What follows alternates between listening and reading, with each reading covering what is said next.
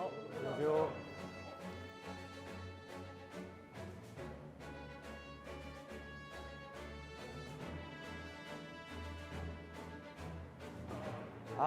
저 전력강화위원회 별로 안 좋아하는데.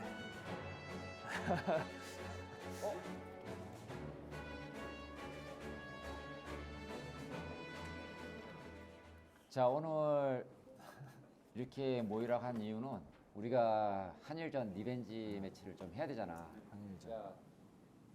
네. 우리가 첫 번째 경기를 졌기 때문에 이 국민 정서에는 이패라는 게 없거든. 1등 했기 때문에 지금 우리가 어떻게든지 지금 두 번째 경기를 이겨야 되는데 이 세 분은 J리그 경험했던 사람들이잖아 지금. 또 일본 축구를 많이 알고 그래서 그 도움을 좀 받고자 이렇게 오늘 또 소집을 좀 했습니다. 그러니까 나도 뭐 J리그 출신을 알잖아. 네. 내 그렇죠. 딸딸이었고 우리 저. 아 그래요? 저도 딱깔이었거든요. 진짜? 그래? 그래? J리그에서? 그래? 그도 그랬죠. 그래? 그래, 냉정하게 한번 첫 번째 팬의 원인이 어디에 있었던지 어디에 있는지 한번 우리 감독님들이 한번 좀 저 먼저 그 감독이 저 마에저노 감독이어서 좀 더 관심 있게 좀 보기도 했었고 마에준하고는 어떤 같이 뛰었었나? 같은 세대였고요. 어. 제가 19세, 16세 이거 연령별 대표할 때부터 국가대표에서 같이 같은 계속 한일전이 상당히 많이 붙었는데 한 번은 사실 진 적이 없거든요. 19세부터 올 결승에서 2대1로 이기고. 파트 빼냈습니다. 한국. 네, 보세요. 최성윤 선수 아주 좋죠. 지금 최성윤 선수, 그 마이조노 선수를 굉장히 피곤하게 하고 있어요. 네, 그대로 센터에 골키퍼에 갔습니다. 네, 좋았는데요. 이 수비할 때는 철저하게 마크를 하면서도 공격할 때는 가담을 해준단 말이에요. 네. 그렇다면 그것은 마이조노 선수한테 수비의 부담감까지 주는 거예요. 네. 그때 저희도 멤버가 상당히 좋았어요. 사실은 뭐 최용수 감독도 계셨고 임정 감독도 계셨고 뭐 그쪽도 아주 좋은 그런 세대라고 해서 조쇼지라든지 야마구치라든지 마이즈노 나가타 그 세대가 아주 7, 8년 정도를 성장하면서 같이 했던 그런 선수라. 저는 1년 같이 했어요. 1년. 선수 생활 같은 팀에서 같이 했어요.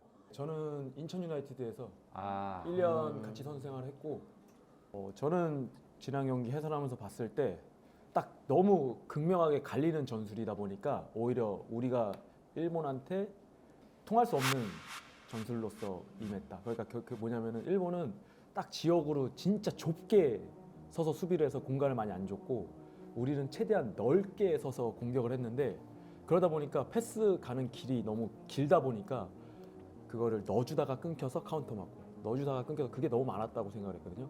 나가고. 이 가운데로 볼이 들어갔을 때 이거를 돌려치거나 뭔가 연결이 돼야지 이영표 감독이 준비한 모래시계 전술이 나오는 거거든요. 그렇죠. 자, 정해인 요코야마와 또 한번. 그래서 그렇게 하다 보니까 오히려 조금 경기가 훨씬 어려운 상황이었다고 생각을 하고 사실 우리가 냉정히 평가했을 때 과연 세트피스 말고 우리가 할 수 있는 게 뭐가 있었을까?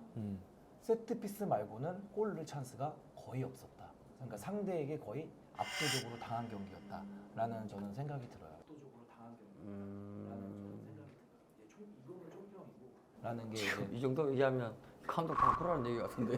아니 그러니까 아니 우리 전력 강화. 네, 그렇죠. 한일전 2연패 당하면 무조건 감독 경질이야. 위원장님부터 벌써 위험한데? 위원장도 경질이야. 지금 제가 그냥 본 거를 이야기하는 거예요. 이제 이영표 감독님이 이야기하는 게 아니라 본 걸 이야기하는 겁니다. 그래서 지금 제가 막 이제 이거는 뭐 안녕하세요. 안녕하세요. 안녕하세요. 우리 저기 감독님 이쪽에 앉고 내가 옆에 앉아. 아니. 아닙니다, 아닙니다. 감독님이 앉아서 우리가 아니요. 청문회 하려고 그래. 청문회. 아니, 청문회야, 청문회. 하는 거야? 청문회 좀 한번 해보자고. 기가 간지러웠을 것 같은데 우리 영표 감독.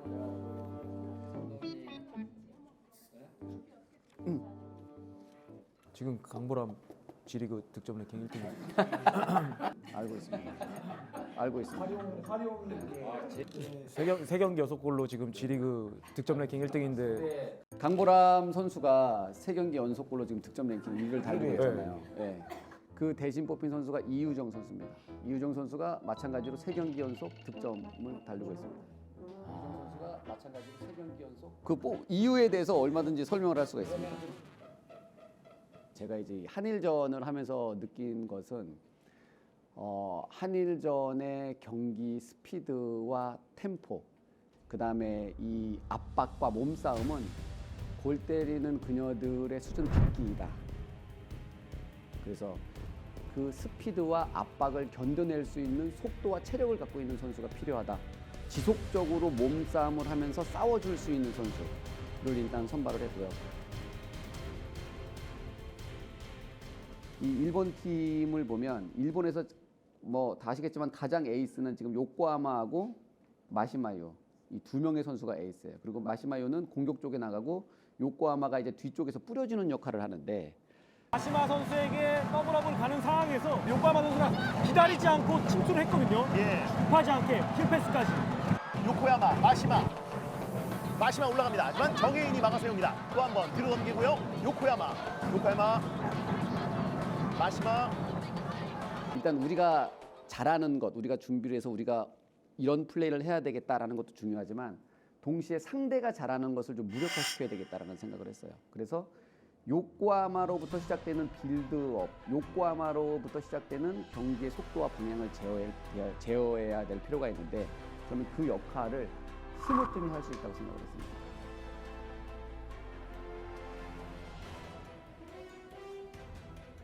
시무뜸 선수가 공격수이긴 하지만 제가 시무뜸을 뽑은 이유는 수비적인 이유로 시무뜸을 뽑았어요. 그래서 만약에 시무뜸 선수가 그 강력한 피지컬과 몸싸움과 스피드로 요코하마에게 볼이 가는 횟수를 50%로 줄여줄 수 있다면 만약에 그렇게 된다고 하면 나머지 마시마유에게 가는 볼이 적어지고 마시마유를 지안이나 혹은 이 수비에 있는 이 다카얀이 충분히 막을 수 있다라고 생각을 했습니다. 제일 중요한 거는 공격 형태를 어떻게 할 거고 상대 수비 형태를 어떻게 할 거다만 알고 있으면 형태에서 예를 들면 잠깐 만져도 될까요? 오케이. 좀 얼마든지 가능합니다. 자, 이걸 만약에 네.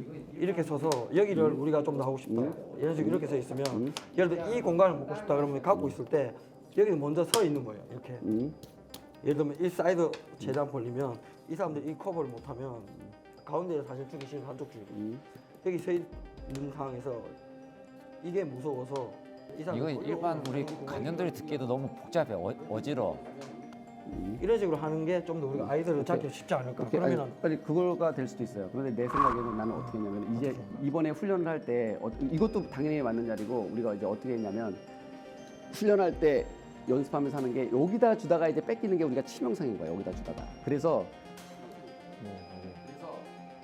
우리가 지금 하는 게 뭐냐면 이 사람이 나오잖아요. 이 사람이 나오는 거는 여기에다가 주지 말고 이 사람이 받아라. 이 사람이. 그리고 줬을 때 이 사람이 돌아가는 방법. 그냥 저는 지한이를 잘 아니까 지한이의 장점을 살려서 뒤에 놓는 것도 당연히 잘하지만 앞쪽에 저기 그냥 혼자 그 사이에 끼워 놓으면 상대가 되게 어려워하지 않을까.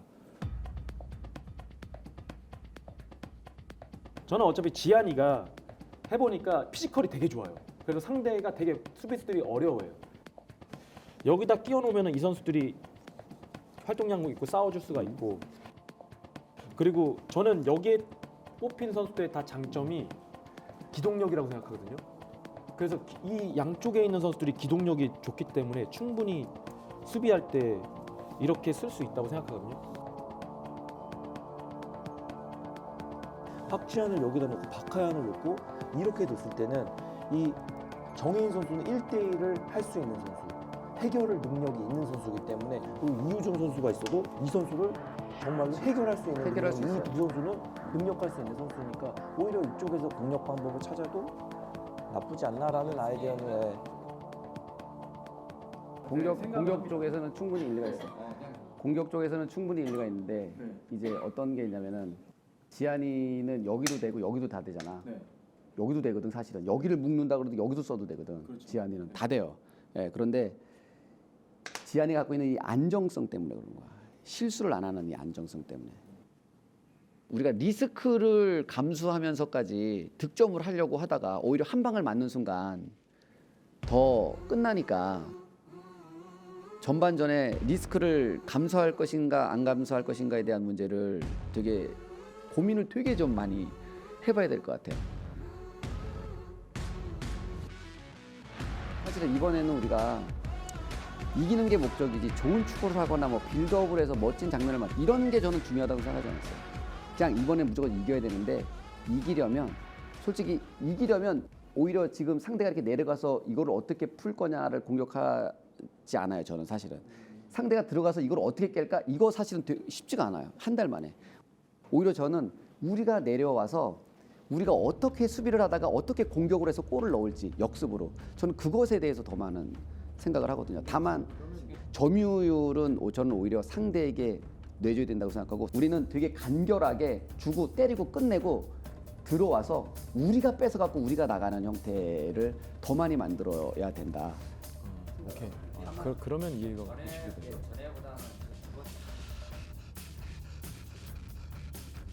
일단 그 몇 가지를 한번 실제 연습을 해보면서 그걸 한번 시도해 보도록 하겠습니다.